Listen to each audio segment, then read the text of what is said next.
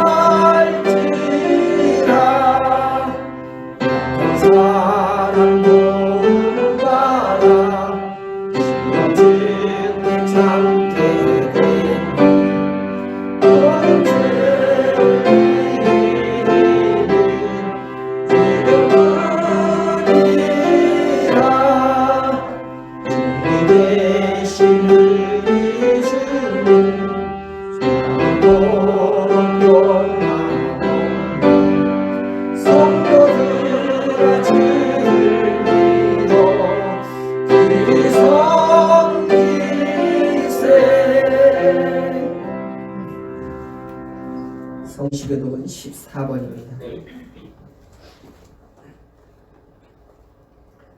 하나님은 우리의 피난처시요 힘이시니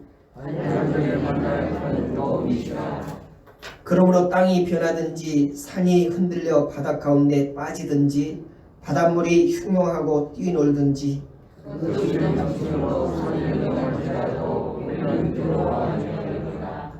한 시내가 있어 나뉘어 흘러 하나님의 성 지극히 높으신 자의 장막의 성소를 기쁘게 하도다.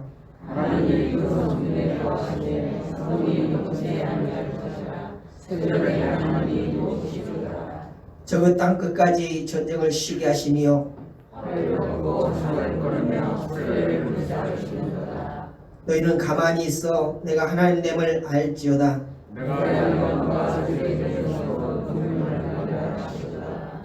만군의 여호와께서 우리와 함께 하시니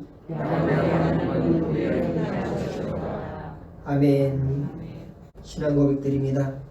전능하사 천지를 만드신 하나님 아버지를 내가 믿사오며 그 외아들 우리 주 예수 그리스도를 믿사오니 이는 성령으로 잉태하사 동정녀 마리아에게 나시고 본디오 빌라도에게 고난을 받으사 십자가에 못 박혀 죽으시고 장사한 지 사흘 만에 죽은 자 가운데서 다시 살아나시며 하늘에 오르사 전능하신 하나님 우편에 앉아 계시다가 저로서 산자와 죽은 자를 심판하러 오시리라.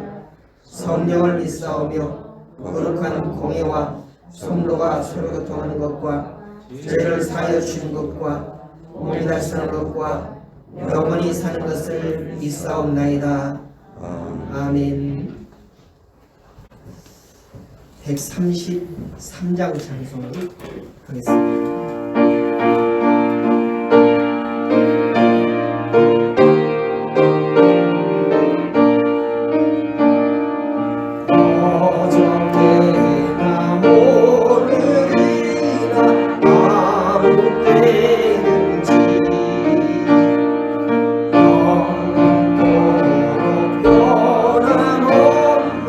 거룩한 말씀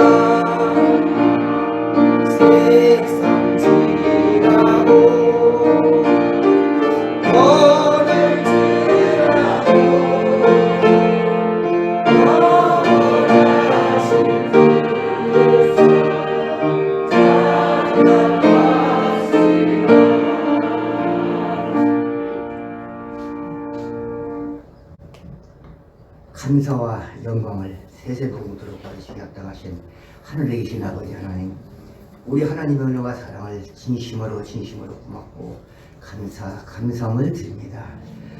지나간 3월 한 달은 우리나라의 모든 역정에서도 우리 은지교회 모든 성도들을 다 지켜서 보호하여 주셨다가 4월의 첫 주 첫 예배를 하나님 앞에 드리는 것을 감사와 영광을 돌려오니 우리 하나님 받아서 흠명하여 주시고 하늘의 축복과 땅의 축복을 허락하여 주시옵시기를 간절히 바라고 원합니다. 아버지 하나님 감사합니다. 우리 하나님께서 우리 한국 광토에 질병으로 말미암아 고통받고 있는 모든 성도를 기억하여 주시고 인도하여 주십시다. 곧 나음 얻을 수 있는 힘도 허락하여 주시옵시고 우리 한국 광토에서 이 질병이 하루속히 물러가는 역사가 임하도록 축복하여 주시옵시기를 간절히 바라고 원하오며, 또한 우리 그 모든 교회들이 마음을 놓고 하나님 앞에 영광 돌리며 찬양하며 경배하며 예배할 수 있는 은총도 허락하여 주시옵시기를 간절히 바라고 원합니다. 그러면서 우리 은정교회도 하나님 앞에 마음껏 열어놓고 기도하며 예배할 수 있는 은총도 허락하여 주시옵시고, 이 한 시간도 이 자리에 나오지 못한 모든 성도들 마음속을 다 주장하시옵시고 인도하여 주시옵시기를 간절히 바라고 원합니다. 아버지 하나님 감사합니다. 이 안식 2주간은 특별히 우리 예수님께서 고난주일입니다. 아버지 하나님께서 붙들어서 인도하여 주시고 주님의 고난을 생각하면서 기도할 수 있는 역사가 임하도록 축복하여 주시옵시기를 간절히 바라고 원하오며, 온 성도가 마음을 다하고 뜻을 다하고 성품을 다하여서 우리 주님의 고난 당하신 그 고난을 생각하면서 새벽에 찬양할 수 있는 은총도 허락하여 주시옵시기를 간절히 바라고 원하오며, 우리 주님의 고난으로 말미암아 이 한국 광토에 있는 질병들이 물러가도록 도와서 함께하여 주시기를 간절히 바라고 원합니다. 그러면서 주님의 십자가 공로가 우리 한국 광토에 퍼지도록 인도하여 주시고 주님의 십자가 고난이 우리 교회도 펼쳐지도록 인도하여 주시옵시기를 간절히 바라고 원하오며, 우리 은재교회 모든 성도들은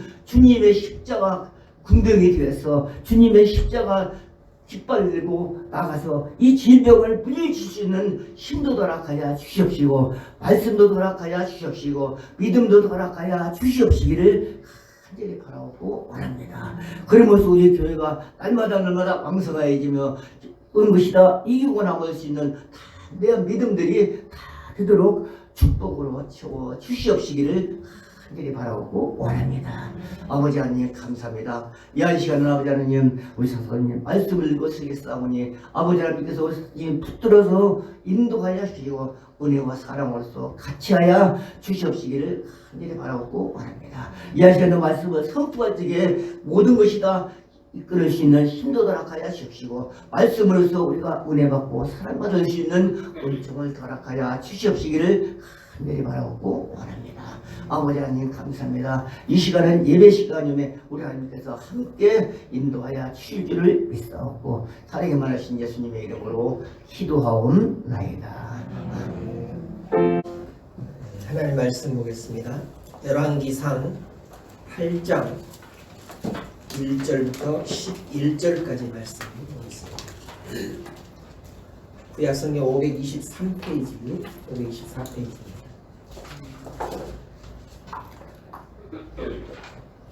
열왕기상 8장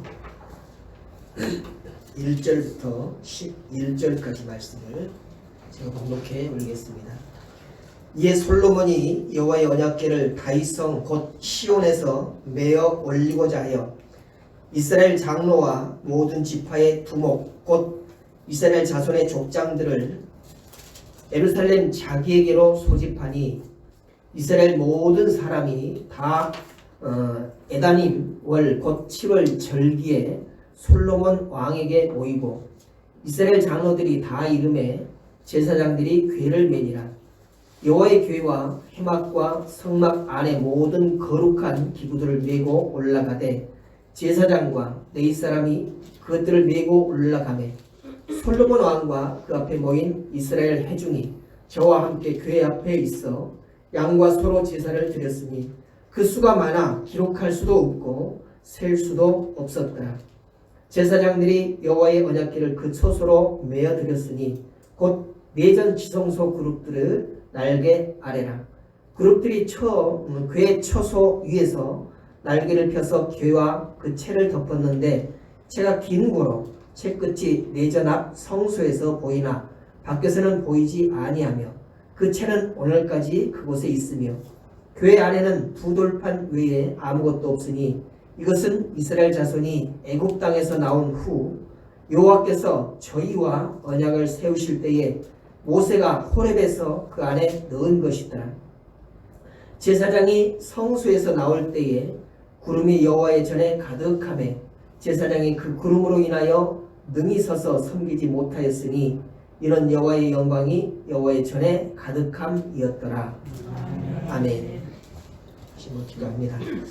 거룩하신 아버지 하나님, 오늘도 주님께서 사랑하시는 주의 백성들을 주님의 존전으로 부르시고 예배케 하여 주심을 감사를 드립니다.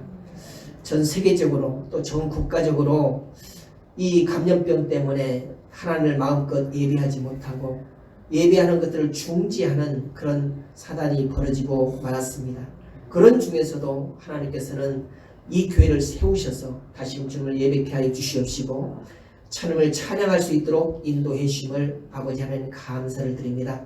그러므로 이 예배를 통하여서 하나님을 믿는 주의 백성들이 다시금 주의 뜻이 무엇인지 주님의 마음이 주님의 우리를 향하신 말씀이 무엇인지를 깨달아 알 수 있도록 인도해 주시옵시고 또한 전국 강토에 묻혀 있는 모든 주의 백성들이 이 시간도 주님을 향하여서 간구하며 부르짖는 기도의 목소리가 있을 줄 믿습니다. 아버지는 들으시옵소서, 기억하시고 응답하여 주시옵소서. 정말로 이 나라에서 이 모든 질병들이 떠나가게 해 주시옵시고 주님께서 소멸하여 주셔서 하나님께서 하셨을 모든 백성들이 알게 해 주시옵시고 하나님을 경외케 하여 주시옵소서. 아버지는 또 우리는 말씀을 들음으로 그 말씀 속에 깊이 내재되어 있는 하나님의 뜻을 알게 해 주시옵시고 그 뜻대로 살아드리는 역사가 있게 하여 주시옵소서. 오늘 말씀을 들을 때에 우리의 마음이 변화되게 하시고 깨어지게 하시고 주님의 마음과 합한 그런 삶이 될 수 있도록 인도해 주시옵소서. 온 시간 주님께서 영광 받으시기를 원하오며 예수님의 이름으로 기도드렸습니다. 아멘. 2주 동안을 영상 예배로 대체를 하고 있습니다만은 많은 성도님들이 오셔서 예배 드렸습니다. 오늘 3주 만에 2주 만에 나와 예배하시는 분들도 있습니다만은 어쨌든 반갑습니다. 이렇게라도 예배할 수 있음에 참으로 감사를 드리고요. 제가 그 인스타그램에 팔로우를 하는 목사님이 계시는데 세대교회 소강성 목사님이라고 아실 것입니다. 4월 1일 날 비보가 떴어요. 소강성 목사님이 직접 글을 적었는데 소강성 목사 소천이라고 떴더라고요. 깜짝 놀랐어요. 그래서 상당히 긴 글을 이렇게 올렸어요. 쭉 올리면서 읽어보니까 마지막에 만우절입니다. 이렇게 끝을 맺었어요. 목사님도 그렇게 만우절을 이용을 해서 한번 웃자고 이렇게 말씀을 하시는 것을 들었습니다. 그 후에 또 한 10여 년 전인가요? 많은 그런 청소년들을 감동을 시켰던 김재중 가수가 있어요. 이 사람이 또 나 그 코로나19에 걸렸다. 그래가지고 격리 중이다 라고 띄었어요. 나중에 보니까 그것도 만우절이다. 엄청난 비판을 들었습니다. 어쨌든 많은 사람들이 이 시기를 지나면서 어떻게 하면 좀 탈피해볼까, 이 우울함을 이겨내볼까 라고 하는 그런 노력들이 많이 있는 것입니다. 여러분들도 아마 활기차지는 못했을 거예요. 또 뚝방을 걸으면서 벚꽃을 보아도 예전처럼 그렇게 축제적인 분위기가 아니라 뭔가 모르게 우울한 감이 있을 것입니다. 많은 사람들이 교외로, 그러니까 시외로 막 퍼져나가고 이렇게 밖으로 나가는 것들을 우리가 보게 되는데, 그래 묶여있는 그런 상황 속에서 막 벗어나고 싶어하는 그런 마음들이 있다라는 것이죠. 오늘 하나님을 믿는 우리도 하나님을 마음껏 예배하지 못하고 갇혀있는 것처럼 그렇게 생활을 하게 될 때 얼마나 마음적으로 심적으로 갑갑했는지 모릅니다. 그런데 어찌되었든 국가에서는 정부에서는 2주 동안을 더 연장을 하자라고 이렇게 얘기했습니다만은 꼭 왜 교회만 그렇게 감염병에 온상인 것처럼 전염병에 기지가 되는 것처럼 그렇게 얘기하는지 모르겠어요. 그래서 물론 몇몇 교회에서 이렇게 전염병이 퍼져나가는 경우도 있습니다. 그러나 다른 예를 들어 보자면은 요양병원에서 많이 퍼져나가잖아요. 그러면은 전국에 있는 요양병원을 전부 다 문 닫고 통제를 해야 되느냐?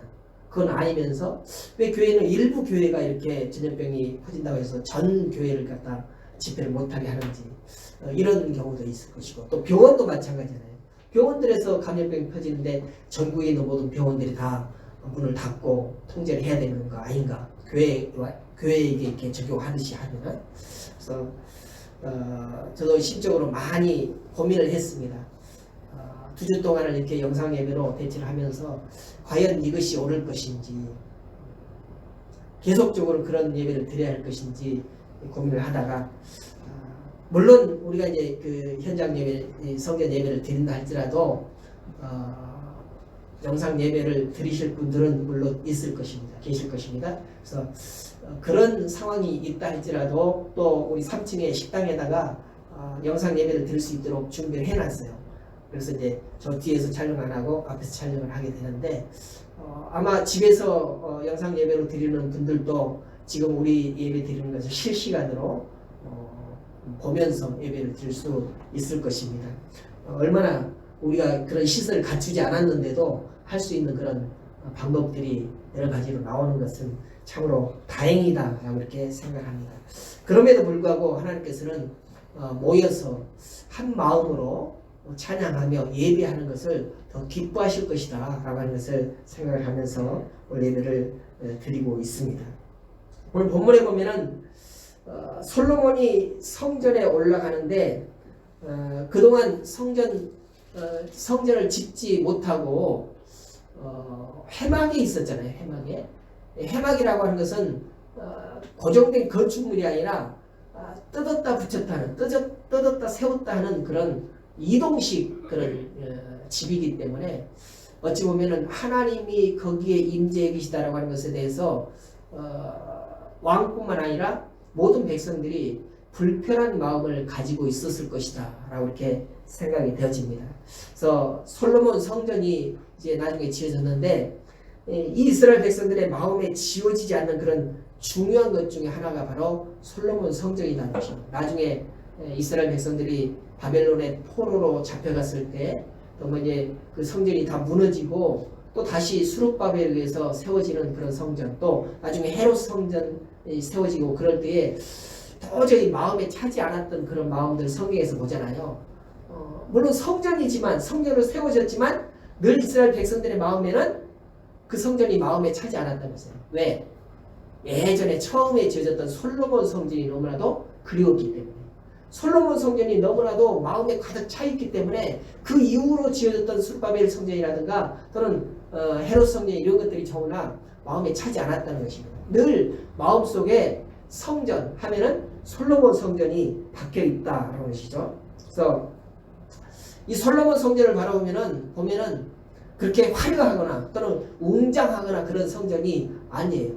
우리가 성경에 이런 식양을 보면은 그렇게 큰 성전이 아니었습니다.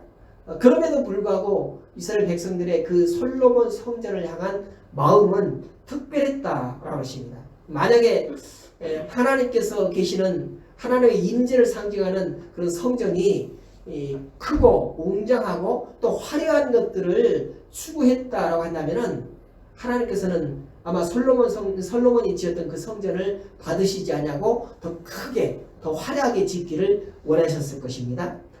그러나 그렇게 다른 이방 나라 또는 다른 이방 우상들의 그런 신전들보다 더 화려하지 못하고 더 크지 못함에도 불구하고 특별한 것은 바로 그 성전이 하나님의 영광이 임재되어 있고 또한 다윗 왕과 연관이 되어 있기 때문에 이스라엘 백성들은 더 특별하게 다가왔다라는 것입니다. 그래서 이 이스라엘 백성들에게 있어서 솔로몬 성전이 특별한 이유가 두 가지가 있는데, 첫 번째는 그 성전이 다윗 왕, 다시 말해서 이스라엘의 모든 백성들이 역사적으로도 참으로 위대했고, 또 이스라엘 왕 하면 첫째로 다윗이라고 이렇게 손을 꼽듯이 그 다윗 왕과 연관이 되어 있기 때문이다 라고 하십니다.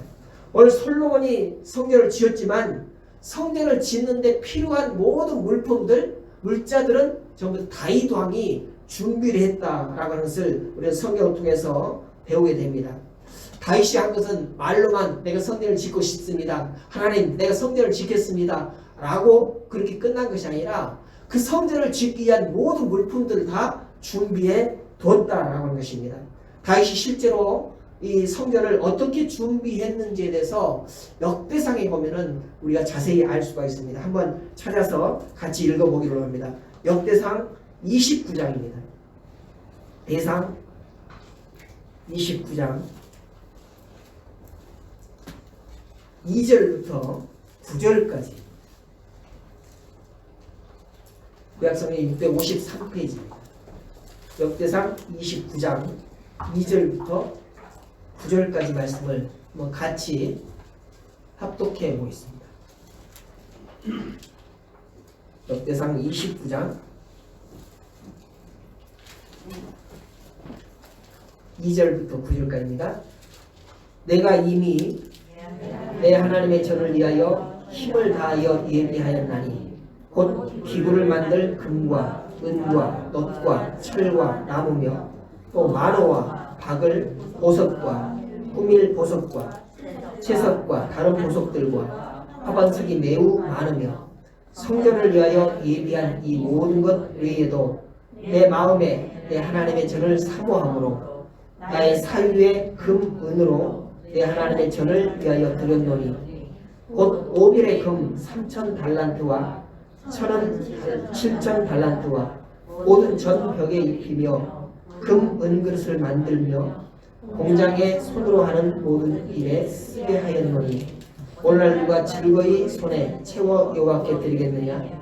이에 모든 족장과 이스라엘 모든 지파 어른과 천부장과 백부장과 왕의 사무 감독이 다 즐거이 드리되 하나님의 전 역사를 위하여 금 5,000달란트와 금단액 1만과 은 1만 달란트와 놋 1만 8천 달란트와 철 10만 달란트를 드리고 무릇 보석이 있는 자는 게르손 사람 여이엘의 손에 붙여 여호와의 전 곳간에 드렸더라. 백성이 자기의 즐거이 드림으로 기뻐하였으니 곧 저희가 성심으로 여호와께 즐거이 드림이며 다윗 왕도 기쁨을 이기지 못하였더라 하니라. 아멘. 다윗 왕이 성전을 건축하기 위해서 이렇게 준비한 내용들입니다. 얼마나 귀한 것, 얼마나 많은 것들을 이렇게 준비했는지를 우리는 말씀을 통해서 역시 알고 있습니다. 다윗 왕이 이렇게 준비했던 것은 바로 엄청난 희생이었다, 헌신이었다 이렇게 생각합니다. 그 중에 하나로 그 사유한 금을 드렸는데 여기 보니까 오빌의 금 3,000달란트를 드렸다 이렇게 돼요. 오빌의 금. 당시 오빌의 금이 가장 순도가 좋은 그런 금이었다라고 얘기를 합니다. 그래서 그 달란트를 3,000달란트를 됐다 그러는데 이 한 달란트가 약 34kg이거든요. 그러니까 3,000달란트면 약 102톤. 금 102톤이라는 거죠. 요즘에 금 한 돈에 20만원, 23만원 정도 갑니다. 그것으로 계산을 하면은 한 5,430억 정도를 다윗이 준비를 했다는 것이죠. 이와 같은 엄청난 헌신이 있었기 때문에 이 솔로몬이 지은 성전이 바로 이스라엘 백성들에게는 마음에 깊이 새겨져 있는 이유의 첫 번째였다는 것입니다. 그 다음에 또 다른 이유는 성전 건축에 담긴 정신입니다. 다시 많은 헌금을 하면서 성전 건축을 하려고 했던 그 이유를 밝히는 구절이 또 사무엘하 7장 1절부터 3절인데 여호와께서 사방의 모든 대적을 파하사 왕으로 궁에 평안히 거하게 하신 때에 왕이 선지자 나단에게 이르되 볼지어다 나는 백향목 궁에 거하거늘 하나님의 교는 휘장 가운데 있도다. 나단이 왕께 고하되 여호와께서 왕과 함께 계시니 무릇 마음에 있는 바를 행하소서.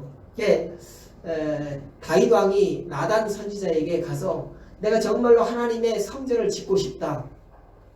왠가 하니까 나는 지금 웅장한 왕궁, 궁궐에 지금 거하고 있는데 온갖 향기나는 백향목 그런 목재를 통해서 목재를 사용을 해서 아름다운 그런 궁궐에 거하고 있는데 우리 하나님이 계시는 임재에 계시는 그 회막을 한번 봐라. 천막이지 않느냐. 언제든 쓰러뜨릴 수 있는 쓰러질 수 있는 그런 회막에 하나님이 계시다라고 하는 것이 내가 마치 이런 백향목 궁궐에 있음에도 불구하고 바늘방석에 앉아있는 것처럼 그렇게 괴롭다라고 이렇게 마음을 표출하는 것을 오늘 보게 됩니다. 그래서 다윗은 자신을 위해서 화려한 궁궐을 지었지 않습니까? 그런데 그 마음에 한 가지 걸린 것은 바로 하나님의 임재의 상징인 그런 회막이었다라고 하는 것입니다. 자신은 건물로 지었습니다. 그런데도 하나님의 집은 천막 형태로 있는 것이 몹시 마음에 걸렸다는 것입니다. 지금 자신은 영광스러운 왕의 자리에 있습니다. 근데 자신이 이토록 영원하게 살 수 있는 이유, 또 그와 같은 권위에 앉아 있을 수 있는 그 이유가 무엇이었습니까? 바로 하나님 때문이었다라고 하는 것이죠. 그래서 다윗은 이렇게 자기의 권위와 또 백성들이 편안하게 살 수 있는 그 이유가 단 한 가지를 찾자면 오직 하나님이었다는 것입니다. 그래서 그 마음은 늘 궁궐에 있으면서도 평안한 삶을 살면서도 마음이 편치 않았다라는 것을 이 나단 선지자에게 고백을 했다는 것이죠. 그래서 다윗은 자신이 편하게 살면서도 막상 하나님을 위해서 한 것이 하나도 없다라고 이렇게 고백하고 있습니다. 우리는 다윗의 그런 삶을 돌아보면 다윗 왕처럼 이렇게 하나님 위해서 살았던 그런 왕이 어디 있는가, 그런 사람이 어디 있는가라고 이렇게 평가하잖아요. 그런데 다윗 왕 자신은 나는 하나님을 위해서 한 것이 없다라고 이렇게 평가를 했다는 것이죠. 그래서 마음이 아프다라고 하는 것이죠. 하나님의 나라가 자신의 어떤 위대함이라든가 또 자신의 어떤 그런 열심이라든가 이런 것들에 의해서 쓴 것이 아니라 오직 하나님 때문에 나라가 섰고 또 하나님 때문에 자신이 왕이 되었는데 자신은 어마어마한 아름다운 그런 궁궐을 짓고 살아가고 있는데 자기를 이렇게 만드신 하나님이 계신 그 초막은 그 회막은 너무나도 초라하다라고 하는 것을 오늘 표출하고 있는 것입니다. 그래서 늘 다윗의 마음이 어디에 있었느냐? 궁궐에 있지 않았다는 것입니다. 즉 자기들의 아름다운 그 아내들에게 있지 않았다는 것입니다. 자기들의 토끼 같은 그런 자녀들에게 마음이 있지 않았다는 것이죠. 어디에 있었습니까? 하나님께 있었다는 거죠. 어디에 있었어요? 하나님의 전에 있었다는 것입니다. 그것이 바로 솔로몬이 지었던 이 성전이 이스라엘 백성들의 마음에 깊이 새겨져 있는 두 번째 이유가 되는 것이죠. 많은 사람은 성전 건물 자체가 중요하다라고 이렇게 생각할 수도 있습니다. 물론 이스라엘 백성들도 그랬어요. 이스라엘 백성들이 성전을 향하여서 어디 있든지 성전을 향하여서 예배하고 기도하는 그런 모습들을 보면서 참으로 건물을 아름답다, 건물이 위대하다라고 생각하는 사람들이 어찌 없었겠습니까? 그러나 다윗이 깨달은 바는 그 건물이 중요한 것이 아니라 바로 마음이 중요하다라는 것을 깨달았다는 것입니다. 하나님께서는 건물보다 이스라엘 백성들을 마음을 더 원하셨다는 것이 바로 성경을 통한 하나님의 뜻인 것을 우리는 알고 있습니다. 만약 건물로 하나님의 이음을 나타내야 한다고 한다면 하나님께서 그 작은 성전으로 만족하시겠습니까? 아마 이방 우상들이 모셔있는 그런 신전들보다 훨씬 크고 더 아름답게 지어졌어도 부족할 것입니다. 이 세상에 하나님이 계실 곳이 있는 그것이 어디가 있겠습니까? 이 세상에 하나님 만족을 할 수 있는 그런 건물이 어디가 있겠습니까? 그러나 하나님께서는 그런 건물에 마음 두시지 아니하고 사람들의 마음을 원하셨다라는 것을 우리는 알게 되는 것입니다. 하나님께 합당한 것은 건물이 아니라 우리의 마음이다라는 것을 오늘 말씀을 통해서 우리는 깨닫게 되는 것이죠. 하나님께서는 다윗이 성전을 짓기 전에 이렇게 말씀하십니다. 사무엘하 7장 4절 5절을 보니까 그 밤에 여호와의 말씀이 나단에게 임하여 가라사대 가서 내 종 다윗에게 말하기를 여호와의 말씀이 내가 나를 위하여 나의 거할 집을 건축하겠느냐? 라고 이렇게 마치 의문문으로 이렇게 말씀을 하십니다. 다윗이 간절한 마음으로 나단 선지자를 통해서 하나님, 내가 하나님의 전을 건축하고 싶습니다 라고 이렇게 기도하잖아요. 그런데 그에 대한 하나님의 응답이 네가 정말로 나를 위해서 거할 집을 지을 수 있겠느냐? 라고 이렇게 묻는다는 것이죠. 이 말씀은, 하나님의 말씀은 중의적인 표현이라고 신학자들이 말해요. 중의적인 표현이라고 하면 한 뜻이 아니라 겹뜻이라는 얘기죠. 두 가지 뜻을 가지고 있다는 것입니다. 그 한 가지 뜻은 뭐냐? 나 하나님은 어떤 건물적인 것에 갇혀 있을 수 없다라고 하는 그런 뜻이고, 또 다윗을 향하여서 너는 이 이스라엘 나라가 세워지기 위하여서 많은 전쟁을 했지 않느냐. 그 전쟁을 통해서 너무나도 많은 살생을 했고 피를 흘리지 않았느냐. 난 그것을 너에게 그런 일을 시켰지만 기뻐하지는 않는다라고 하는 것을 하나님의 뜻이라는 것이죠. 그래서 피 묻은 손으로 내가 그걸 성전을 짓는 것, 이걸 허하지 않겠다라는 것이 바로 하나님의 뜻이었다는 것입니다. 이런 두 가지 뜻을 가지고 이런 말씀을 하신 거죠. 내가 나를 위하여 나의 거할 집을 지을 수 있겠느냐라는 그 말씀 속에 있는 하나님의 뜻인 것입니다. 아무리 대단한 성전이라 할지라도 그 건물 자체가 하나님께서 사실 수 있는 그런 집이 될 수 없다라고 하는 그런 의미인 것입니다. 이방 우상들은 화려한 신전을 지어놓고 그 신전 안에 있는 것처럼 그렇게 신전이 우상화되어지고 그렇게 많은 사람들로 추앙이 되어지지만, 그러나 하나님의 성전은 그럴 수 없다는 것이죠. 거기에 하나님이 갇혀 있을 수 없는 분이시다라고 하는 것을 하나님께서는 말씀하고 계시는 것입니다. 하나님은 창조주십니다. 온 세계가 다 하나님의 것입니다. 하나님의 것이 아닌 것이 없습니다. 하나님은 어느 건물 정도를 집으로 여기실 분이 아니시다는 것입니다. 그러니까 사람들에 의해서 아름답게 지어진 그 집에 하나님이 갇혀 살 수 없다는 것이죠. 이것이 바로 하나님의 뜻이라는 것입니다. 그 건물이 아무리 대단하다 할지라도, 그 건물이 아무리 아름답다 할지라도, 그 건물이 아무리 비싼 금으로 지어졌다 할지라도 하나님께서 거기에 갇힐 수 없는 것이라는 것입니다. 하나님을 담아낼 수 있는 건물은 이 세상에 존재할 수 없습니다. 그럼에도 불구하고 하나님께서 다윗의 요청을 받으시고 솔로몬을 통해서 성전 건축을 허락하신 이유가 무엇일까요? 그리고 그 성전을 내 집이다 라고 이렇게 말씀하신 이유가 무엇일까요? 그것은 바로 다윗의 마음 때문이었습니다. 다윗이 정말로 하나님을 생각하면서 나는 이렇게 아름다운 궁궐에 거하고 있는데 하나님은 초라한 초막에 거하신다고 하는 그런 아픈 마음, 상처난 마음, 그런 마음을 하나님께서는 알고 계셨기 때문에 다윗의 손으로는 짓지 못하게 할지라도 그 아들 솔로몬의 손을 통해서 짓게 허락을 하셨다라고 하는 것입니다. 오늘 이같이 자신은 백향목 궁에 거하면서 하나님을 위하여 집 한 채 짓지 못해 안타까워하는 그런 다윗의 마음을 하나님께서는 기뻐하셨다는 것입니다. 그리고 그 다윗의 마음과 하나 된 그런 백성들의 마음을 받으셨다는 것이죠. 다윗은 건물로서의 성전을 건축하지 못했지만 마음의 성전을 건축했던 것입니다. 마음속에 하나님을 담고 있었다는 거죠. 하나님, 자기 백성들도 있었지만은 자기 자녀들도 있었지만 그러나 그 마음 가득 채워져 있는 것은 바로 하나님이었다는 것입니다. 하나님께서 성전이라고 건축물을 기뻐 받으시는 것이 아니라 그곳에서 예배하는 자들의 마음을 기뻐하신다고 하는 사실을 다윗은 깨닫다는 것입니다. 오늘 많은 교회들이 아름답게 건축을 하고 있습니다.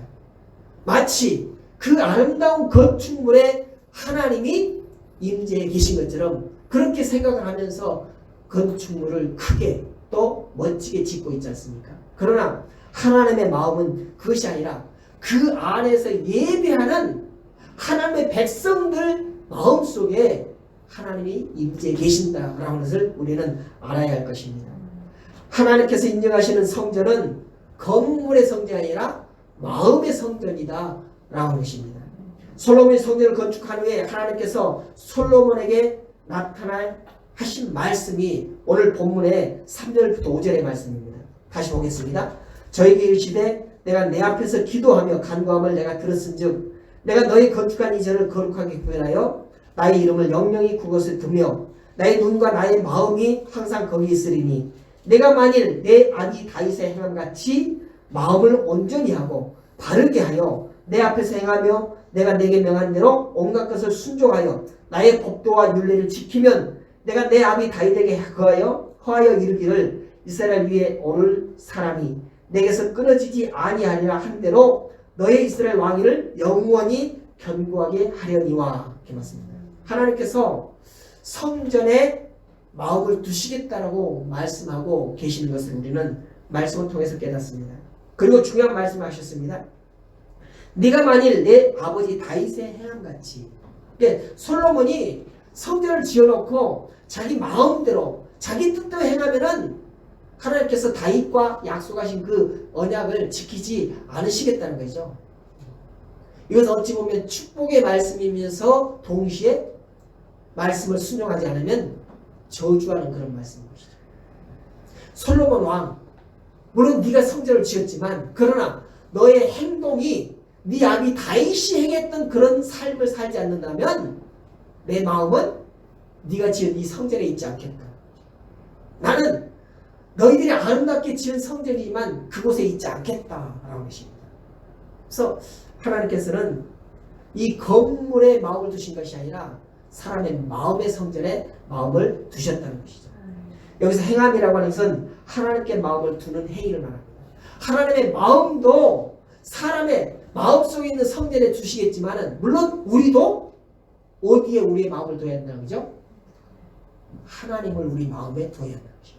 건물을 우리 마음에 두는 것이 아니라 하나님을 우리 마음에 두는 것을 하나님께서는 원하신다는 거죠. 그래서 하나님은 솔로몬에게 마음을 온전히 하라 이렇게 말씀합니다. 여러분 우리 마음을 온전히 해야 된다는 것이죠. 하나님께서 원하시는 것은 건물을 온전하게 드리는 것 이것을 원하시지 아니하시고 우리 마음을 온전하게 드리는 것 이것을 기뻐하시고 원하신다는 것입니다. 하나님께서는 유일하신 통치자이십니다.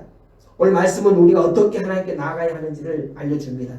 1절부터 3절을 보십시오. 이에 솔로몬이 여호와의 언약궤를 다윗성 곧 시온에서 메어 올리고자 하여 이스라엘 장로와 모든 지파의 두목 곧 이스라엘 자손의 족장들을 예루살렘 자기에게로 소집하니 이스라엘 모든 사람이 다 에다니월 곧 7월 절기에 솔로몬의 왕이 모이고 이스라엘 장로들이 다 이름에 제사장들이 궤를 메니라. 이 모습이 신약 성경에 보면은 예수님께서 예루살렘 성으로 입성하실 때의 모습과 어쩜 비슷한지 몰라요. 모든 백성들이 나와서 하나님의 궤, 언약궤가 이 회막에서 성전으로 옮겨지는 그런 광경을 보면서 기뻐하며 찬양하는 그런 모습을 보잖아요. 예수님께서 메시아적인 그런 입장에서 조그만 나귀를 타시고 예루살렘 성에 입성하실 때 어떻습니까? 모든 백성들이 감람나무 잎을 꺾어가지고 그리고 자기 겉옷을 벗어서 길가에 깔고 호산나 호산나 다윗의 자손이여 라고 외치면서 노래했던 것을 보잖아요. 오늘 이 솔로몬이 성전을 지어놓고 회막에 있는 언약궤를 옮길 때 그 모습과 예수님께서 예루살렘 성으로 입성하실 때 그 모습이 얼마나 닮아 있는지 몰라요. 그 행렬이 대단해 보입니다. 솔로몬은 이스라엘 백성들의 모든 지도자들을 소집합니다. 국가 원로, 또 정치 지도자, 지방 관리, 제사장 물론이고 온 백성들이 다 모였습니다. 이 모임의 목적이 무엇입니까? 성전 건축이 끝난 뒤에 오직 한 가지 일을 하기 위해서입니다. 그래서 바로 건축이 마쳐진 그 성전 지성소에 언약궤를 안치하는 것입니다.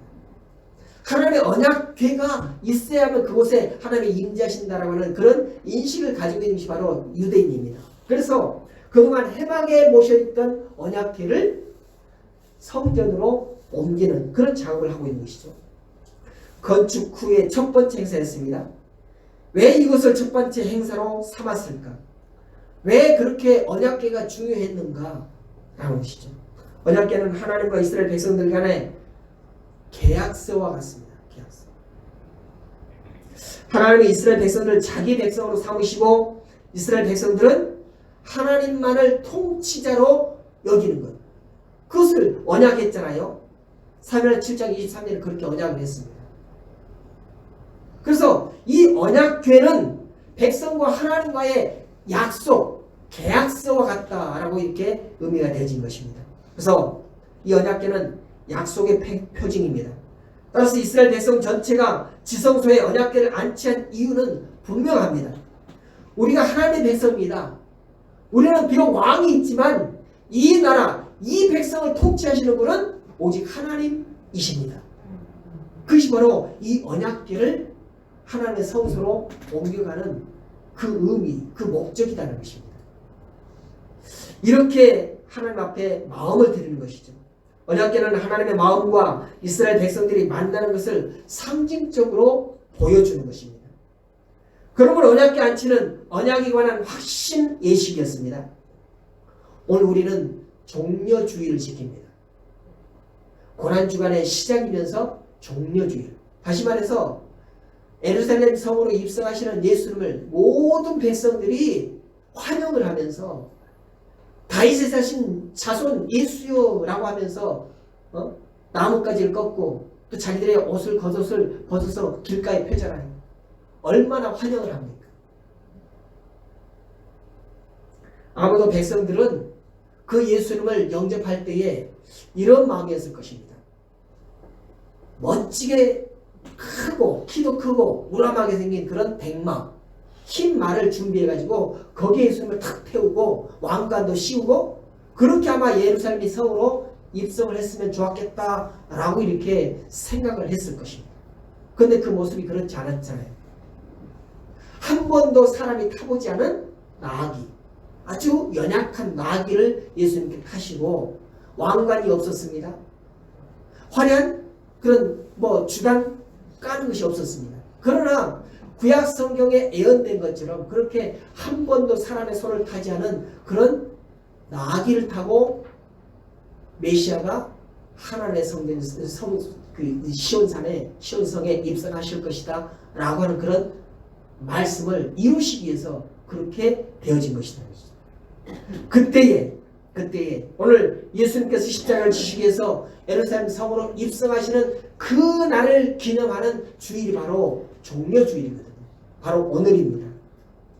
그때 이스라엘 백성들은 예수를 맞이하기 위해서 길가에 많이 늘어섰습니다. 예전에 그 5공화국 때 우리나라로 그랬잖아요. 대통령이 한번 길을 떠나면은 길가에 수없이 많은 사람들이 막 서가지고 태극기 흔들고. 근데 요즘은 그런 걸 볼 수가 없어요. 근데 어디서 볼 수 있어요? 북녘땅에서 볼 수 있잖아요.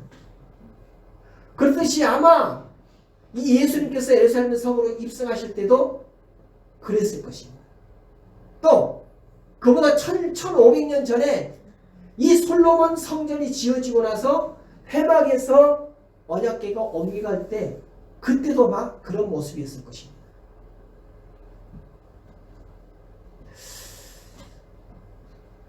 예수님께서 나귀를 타시고 예루살렘 성으로 들어가실 때 백성들은 마음을 다해서 환호성을 지었습니다. 그러나 그들은 몰랐습니다. 솔로몬 성전이 있던 그 예루살렘 땅에 들어가시는 예수님이 지금 서 있는 헤롯 성전을 향하여서 곧 헐릴 것이다. 돌 위에 돌 하나도 얹혀 있지 않을 것이다 라고 하는 그런 말씀을 선포하시는 그 이유를 몰랐을 것입니다. 그 이유가 뭔지, 그런 말씀을 하시는 이유가 무엇인지. 막무가내로 겉으로 보여지는 메시아적인 그런 예수님만을 환영을 했지, 정말로 하나님께서 이 예수님을 우리를 위해서 보내신 그 이유를 알지 못했다는 것이죠. 사람들의 관심은 오직 하나, 지금의 삶이 예수님으로 인하여서, 메시아인 예수님으로 인하여서 좀 변해질까? 좀 편안해질까? 좀 부유해질까? 이런 것에만 온통 기대가 있었다는 것입니다. 그래서 그들은 큰 소리로 주님을 찬양했지만 그 소리를 들으면서 입성하시는 예수님은 오직 하나님 앞에서 언약을 새롭게 하시기 위해서, 참다운 제사를 드리기 위해서 오늘 예루살렘 성으로 입성해 가시는 것입니다. 그건 뭡니까? 참 제사는 참다운 제물, 자기 스스로가 제물이 되기 위해서 예수님께서는 예루살렘 성으로 입성하고 계시는 것입니다. 그날 이스라엘 백성들이 솔로몬 성전에 언약궤를 안치할 때 하나님을 따르겠다라고 하는 그런 의미로 늘어서 기뻐하며 하나님을 높였지만, 이날 예수님은 조상들의 정신을 잃어버린 그 주님의 백성들을 바라보셨어요. 솔로몬 성전이 지어지고 그것으로 언약궤가 안치되어질 때 그때 백성들이 늘어섰던 그 백성들의 마음은 우리의 통치하는 오직 하나님 한 분이십니다 라고 하는 그런 마음이었습니다. 그러나 오늘 예수님께서 예루살렘 성으로 입성하실 때 그 감람나무 가지를 꺾고 환호하는 그 백성들의 마음에는 그런 마음, 그런 정신이 없었다는 것이죠. 그들의 마음에는 노마 제국에 억압받는 그 억압에서 해방시키는 것, 이것만 바라보고 있었다는 거죠. 경제적인 어려움을 탈피할 수 있는 그것만 바라보고 있었다는 것입니다. 예수님께서 그 길을 걸어가시는 그 뜻을, 진정한 의미를 알지 못했다라고 하는 것이죠. 그래서 예수님은 그 길을 가시면서도 마음이 심히 아팠을 것입니다.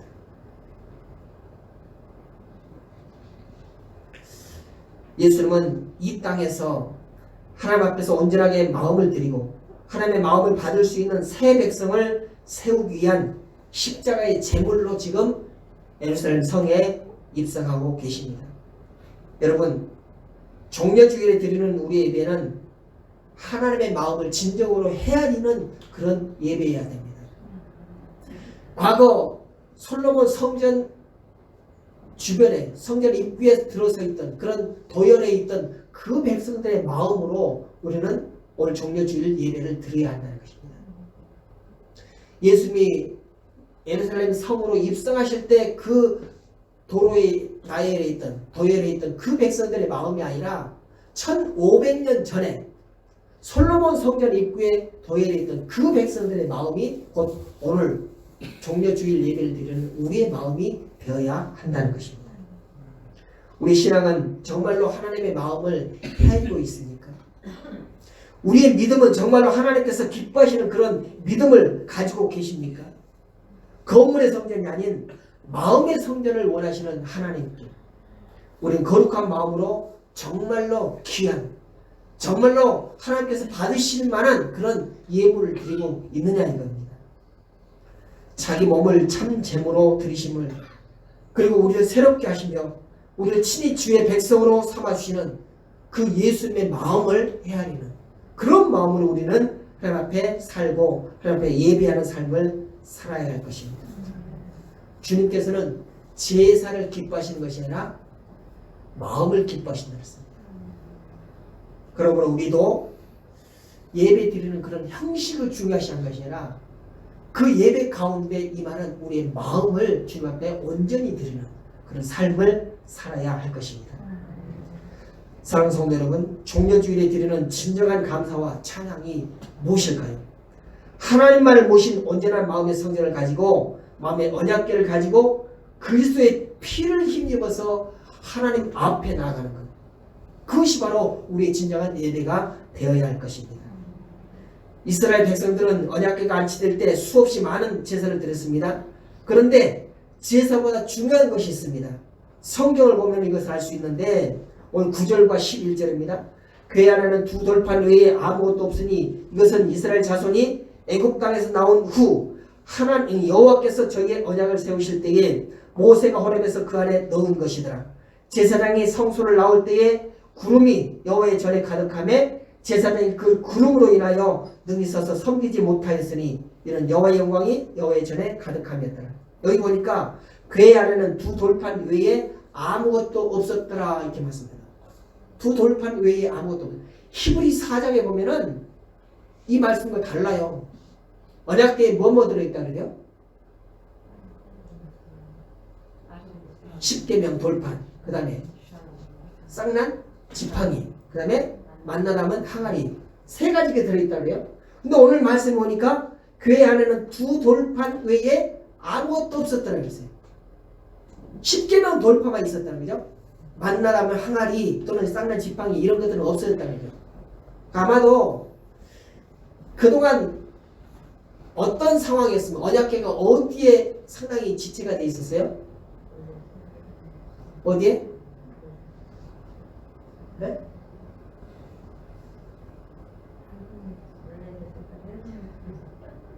빼앗긴 적이 있어요. 그죠?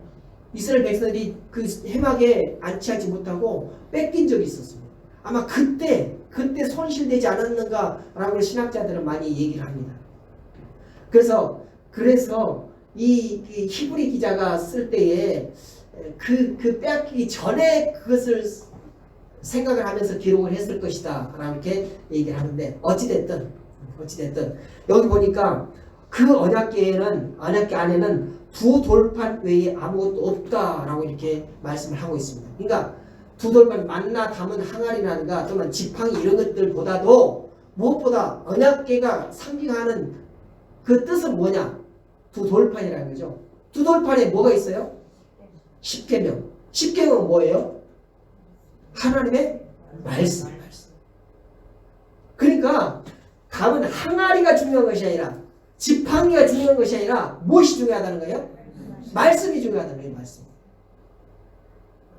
하나님의 성전은 무엇보다 중요한 것이 말씀이 중요하다는 것입니다.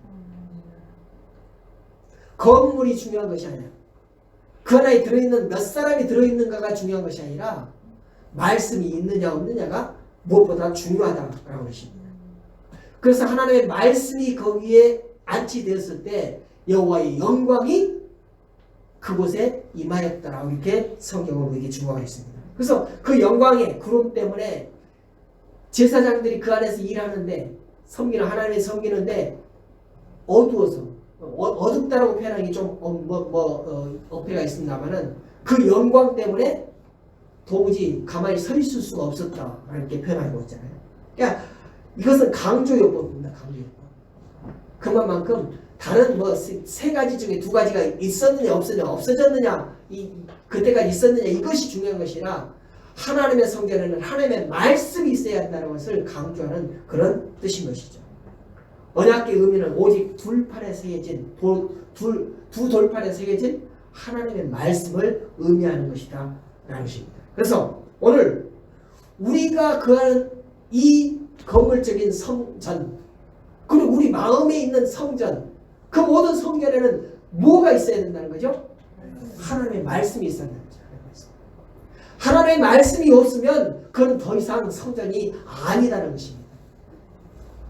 겉으로는 우리가 성도라고 부름을 받지만 그러나 성도 가슴 속에 있는 성도 마음 속에 있는 그 성전에 하나님의 말씀이 없으면 그것은 더 이상 성전이 아니다는 것입니다.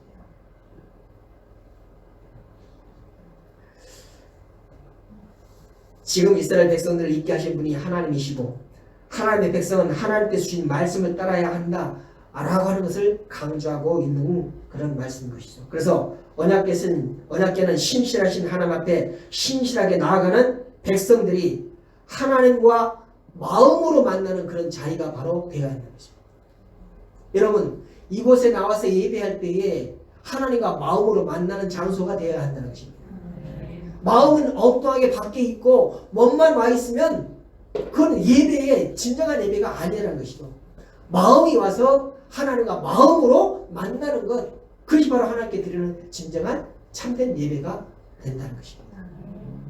여러분, 우리는 늘 잘못 생각해서 아름다운 성전을 하나님께 지어드리는 것을 늘 꿈꾸고, 또 어떻게 하면 큰 성전, 그 안에 많은 성들이 모였으면 좋겠다는 것이 우리의 기대 아닙니까?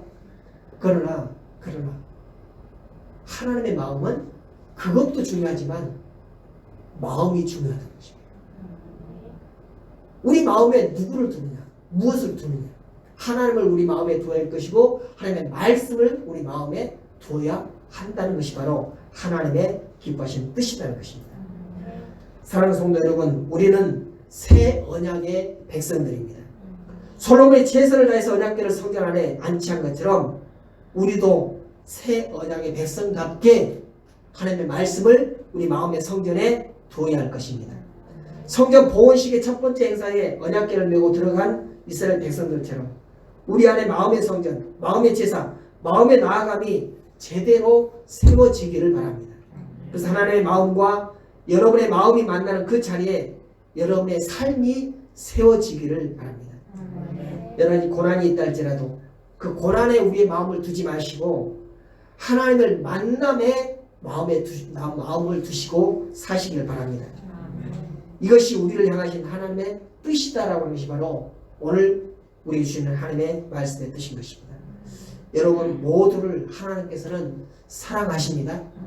여러분이 어디에 있든지 어떤 삶을 살아가시든지 그 마음속에 하나님을 두고 살아가기를 하나님께서는 원하십니다. 여러분을 축복합니다. 주님의 이름으로. 아멘. 감사하신 아버지 하나님, 이 말씀을 통하여서 하나님의 마음이 무엇인지 우리는 깨닫습니다. 많은 사람들은 아름답게 건축되어지고 웅장하게 건축되어진 그 성전, 건물적인 성전이 하나님의 뜻일 것이다, 하나님의 마음일 것이다 라고 이렇게 생각하지만 하나님께서는 그것이 아니다라고 말씀하십니다. 마음이 무엇보다도 중요하다라고 말씀하십니다. 우리 마음의 성전에 하나님의 마음이 있고 또 하나님의 말씀이 있는 것, 이것이 참으로 중요하다라고 하는 것을 오늘 말씀을 통해서 우리는 깨닫습니다. 세상에서 여러 가지 고난과 여러 가지 환난 가운데 살아갈 때 하나님께서 나를 어떻게 인도해 가실지 우리는 기대하는 바가 많습니다. 그러나 하나님께서 우리를 향하신 것은 바로 마음이다라고 하는 것을 우리는 다시 한번 깨닫습니다. 마음으로 정말 하나님과 함께하는 삶을 살게 하시옵시고 하나님을 우리 마음속에 품어서 늘 주님을 예배하고 늘 주님과 함께 거하는 우리의 삶이 될 수 있도록 주님 축복하여 주시옵소서. 주님 기도하옵기는 정말 사랑하는 백성들이 여러 가지 고난을 당하고 있습니다. 환난을 당하고 있습니다. 이 어려운 감염병 때문에 많은 주의 백성들이 어려움을 당하고 있습니다. 이때에 하나님께서 역사하여 주시옵시고 그런 주님의 백성들의 기도에 응답하여 주시옵시고 감염병에서 건져 주시옵소서. 구속하여 주시옵소서. 이 모든 질병들이 떠나가게 하여 주시옵소서. 주님을 사랑하는 백성들, 주님을 믿는 백성들의 기도가 응답되어지게 하여 주시옵소서.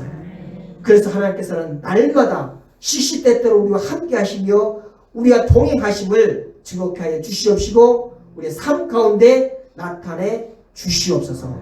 감사를 드리며 예수님의 이름으로 기도드렸습니다. 아멘. 249장 찬송.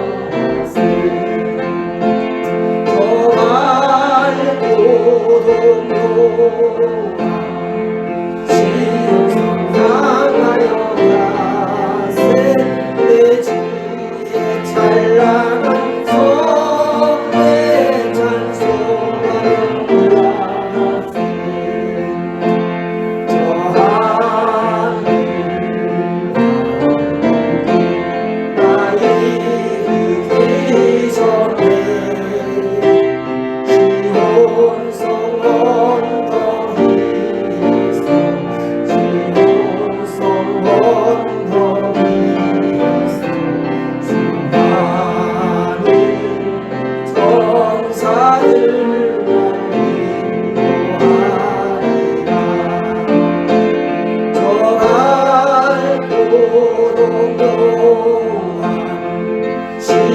성당하여 가세 내 주의 찬란한 성에 찬송하여 올라가세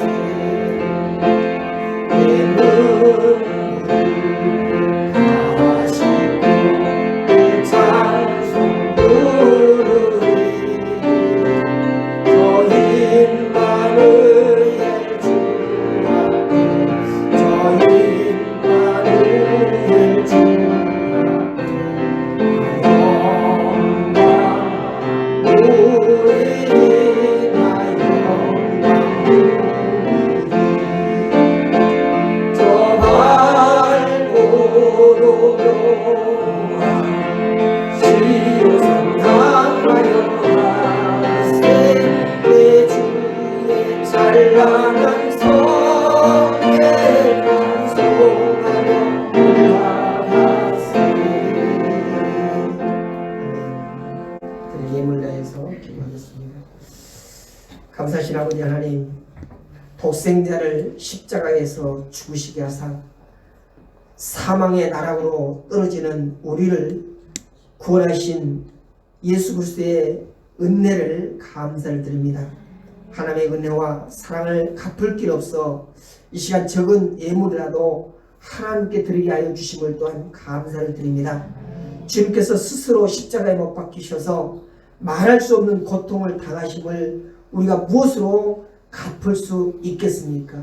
비록 적은 것이지만 주님의 고난에 동참하는 예물이 되게 하여 주시옵시고 하나님께 상달되는 향기로운 예물이 되게 하여 주시옵소서.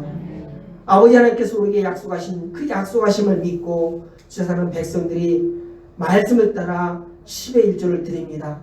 이 예물이 하늘 창고에 쌓아지게 하여 주시옵시고 저들의 삶의 모든 상황 속에서 걱정이 없게 하여 주시옵시고 또 먹을 것을 염려하지 않게 하시며 약속의 땅에서 기쁨의 단을 거둘 수 있도록 하늘문을 여시고 복을 부어 주시옵소서. 주님의 명령을 따라 드리는 예물입니다. 말라기서 3장 10절의 말씀대로 주님의 약속하심과 역사하심을 경험케 하여 주시옵시고 이로 인하여서 열방이 복되게 하여 주시옵소서. 또 주님 나라 사업을 위해서 선교와 건축과 찬양과 장학과 구제헌금으로 각각 각을 떠서 주님 앞에 드리오니 주님 받으시옵소서. 예물이 드리는 뜻대로 온전케 하여 주시옵시고 계획하고 시행할 때 속히 이루어 주시며 오직 주님께만 영광이 되어 주시옵소서. 기쁜 마음으로 주님 앞에 드리는 이들에게 더욱더 좋은 것으로 풍성한 것으로 갚으시옵소서. 채워 주시옵소서. 베푸신 은혜 감사하여 감사의 화목제물을 드리는 주님의 사랑하는 백성들이 있습니다. 주님 앞에 직구합니다. 김진걸, 김광옥, 범사에 감사, 야곱의 축복을 주소서, 김원망, 김선택, 김정숙, 범사에 감사, 주님의 은혜 감사합니다. 김현순, 이원석, 이혜자, 범사에 감사, 예배 드리게 됨을 감사드립니다.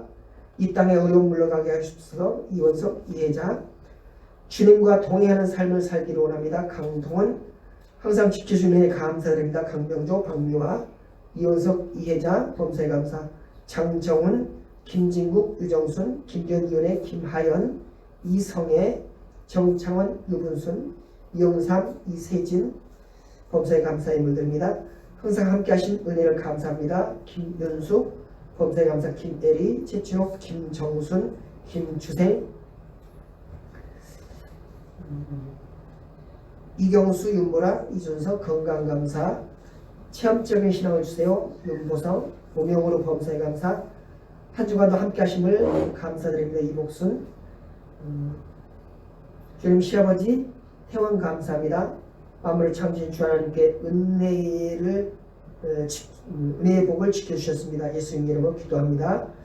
허수록 목사님, 안전은행 천설이 장막감사 이용순, 윤정수, 주님 은혜와 사랑을 감사합니다. 이용구, 최정숙, 한 주간도 지켜주심을 감사합니다. 맹문영 의원이, 김현주, 김주연, 신순희, 범사에 감사, 이경순, 이현진 외, 김윤숙, 김하랑, 이영구, 최정숙, 김형근, 박공혁, 건강 감사임을 하나님 은혜와 복을 주셔서 감사합니다. 하나님께 모든 걸 맡깁니다. 1년 동안 건강 지켜주심을 감사합니다. 허순호 지금까지 건강으로 지켜주심을 감사합니다. 주님의 귀한 자녀로 쓰임받게 하옵소서. 박성윤 생일 감사임을 드렸습니다. 아버지 하나님, 주님의 백성들이 이와 같이 여러 가지 제목을 들어서 주님 앞에 감사의 화목 제물을 드리오니 저의 삶을 형통케 하시며 주님께 돌릴 감사의 조건들이 더욱더 많아지게 하여 주시옵소서. 저들의 마음속에 구하는 것이 있습니다. 또 원하는 것입니다. 생각하는 것이 있습니다. 주님, 이것들보다 더 넘치는 보너스와 같은 은혜를 부어 주셔서 날마다 주님과 함께 동행하는 삶을 살게 하여 주시옵소서. 성도들이 주일헌금과 또 구역헌금과 일천번제와 각종 예물을 드리오니 주님 흥하여 주시옵시고 저들의 삶의 드림의 기쁨이 풍성케 하여 주시옵소서. 마음의 소원들을 이루게 하여 주시옵시고 또 예찬으로 또 찬양으로 교회를 가꾸는 일로 각종의 헌신도 그리고 봉사도 살펴주시옵소서. 주님의 사랑하는 백성들을 이루하여 주시옵시고 환경과 물질을 주관하여 주셔서 일상의 걱정이 없게 하여 주시옵시고 평과 평화를 누리게 하여 주시옵소서. 육체의 연약함을 가지고 있는 주님의 사랑하는 백성들을 기억하여 주시옵시고 저들의 모든 아픔 가운데 주님의 상처 가운데 주님의 피 묻은 손으로 안수하여 주시옵소서. 낫게 하여 주시옵소서. 치료하여 주시옵소서. 모든 질병들 떠나가게 하여 주시옵시고 악한 영들은 주님께서 성령의 불로 태워주셔서 우리 가운데 거하지 못하도록 주님 멸하여 주시옵소서. 우리 모든 삶을 주님 앞에 맡기게 하여 주시옵시고 그러므로 인하여서 하나님께서 우리의 삶을 주장하여 주시옵시고 주관케 하여 주옵소서. 아버지 하나님, 세우신 교회가 물질 때문에 어려움 당하지 않게 해 주시옵시고 이로 인해서 지역을 섬기는 국민의 사역을 감당할 수 있게 하여 주셔서 하나님의 행하신 일들이 드러나게 하여 주시옵소서. 예물 관리하는 종들에게 복과 지혜를 주시옵시고 충심으로 봉사하여 주시어서 주님 기뻐하시는 뜻대로 사용케 하여 주옵소서. 하나님의 축복이 은진 교회를 통하여 흘러나가게 하여 주시옵시고 교회에 속한 모든 주의 사랑 백성들이 축복의 통로가 되게 하여 주옵소서. 예수 그리스도의 이름으로 감사하며 기도 올렸습니다. 아멘.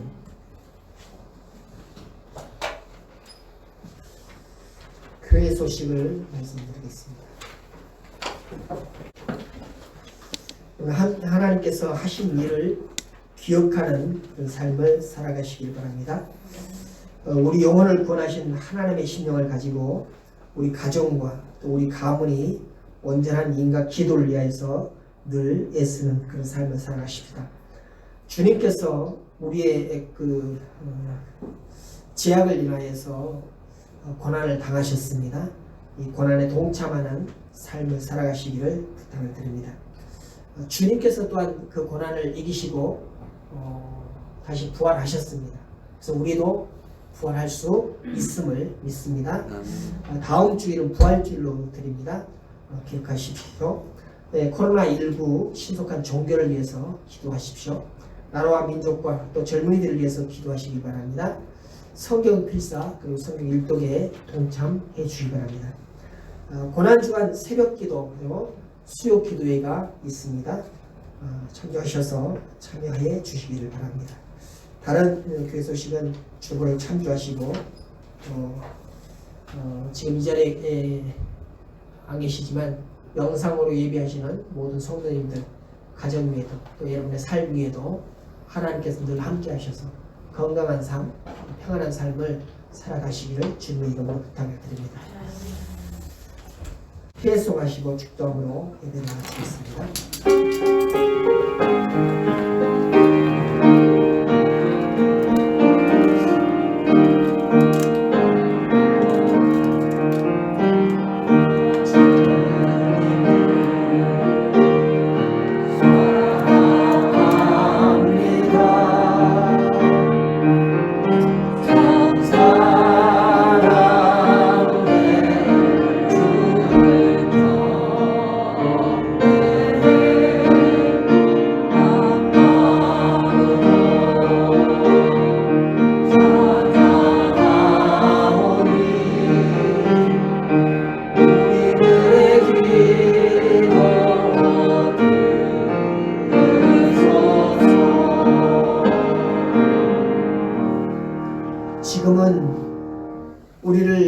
이러한 제약 가운데서 구속 구원해 주신 예수 그리스도의 은혜와 하나님의 극진하신 사랑과 성령님의 교통도 충만하심이 오늘 언약궤를 성전으로 옮기며 하나님께서 원하시는 것은 우리의 마음이다 라는 것을 깨닫고 오직 하나님을 우리의 마음에 품고 오직 우리의 마음의 성전에도 하나님을 품는 삶을 살겠다라고 다짐하는 모든 주의 사랑하는 백성들 머리 위에 또 그들의 삶 위에 직장 위에 사업장 위에 가정 위에 그리고 이 교회와 나라와 민족 위에 지금부터 영원토록 함께 있을지어다.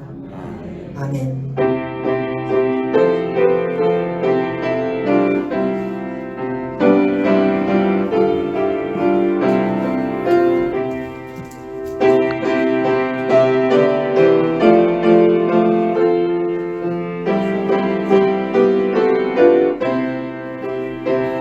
저작 어떻게